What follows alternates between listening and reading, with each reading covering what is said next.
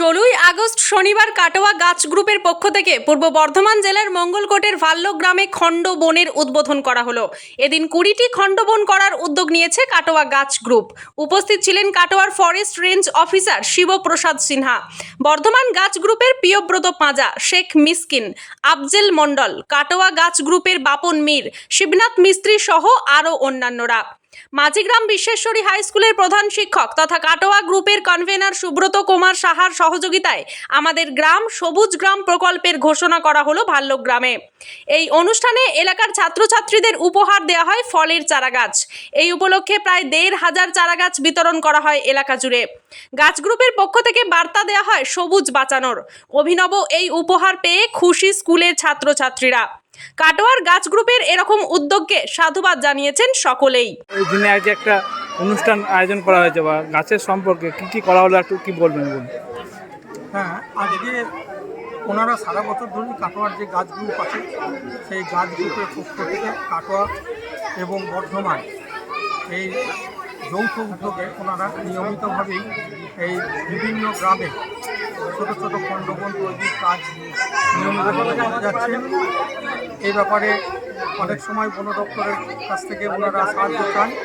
আমরা কাটোয়া বন অঞ্চলের পক্ষ থেকে ওনাদেরকে বিভিন্নভাবে গাছ যতটা পারা যায় সেটা দেওয়া হয় ওনাদের মাধ্যমে, যাতে এই সমস্ত খণ্ডবন তৈরি করা হয় বা সাধারণ মানুষের মধ্যে যাতে সেই চারা গাছগুলো পৌঁছয়, যাতে তারা বাড়িতে নিজের গৃহে বা বাড়ির জায়গায় তারা রোপণ করতে পারে। বিশেষ করে কিছু ফলের গাছ অন্তত বলে অনেকের বাড়িতেই জায়গা থাকে না, কিন্তু দুটো একটা ফলের গাছও যদি লাগাতে পারে, এই যে উদ্যোগটা সেই উদ্যোগটা যাতে তারা তাদের মনের ভেতর জাগ্রত হয় সে ব্যাপারে আমরা উদ্যোগ নেওয়ার জন্য আমাদেরকে সঙ্গে আমরা থাকি এবং সারা বছর ধরেই এই কর্মটা ওনারা চালিয়ে যান। বন দপ্তর ওনাদের সঙ্গে সহযোগিতা বলছে আজকে একটা গ্রামে দেখা যাচ্ছে সবুজ বাঁচাও বা সবুজ লক্ষ্য করা নিয়ে একটা যে প্রকল্প ঘোষণা করছেন, কি বলবেন এই ব্যাপারে?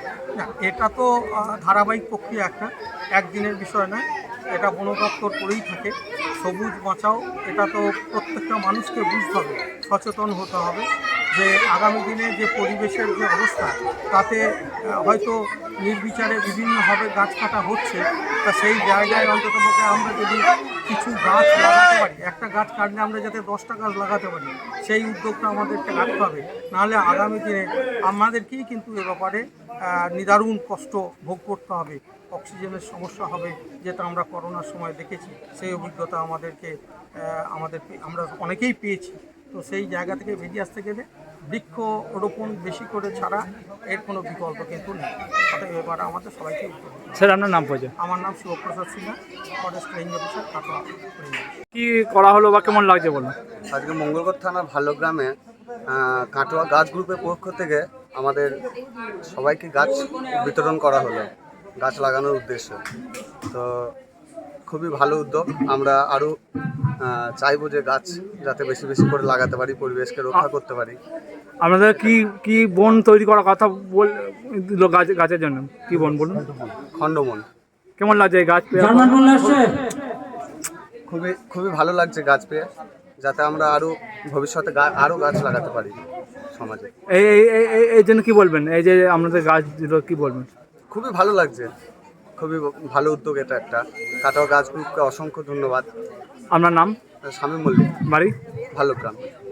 কাটোয়া থেকে রাহুল রায়ের রিপোর্ট, সোজা কথা নিউজ।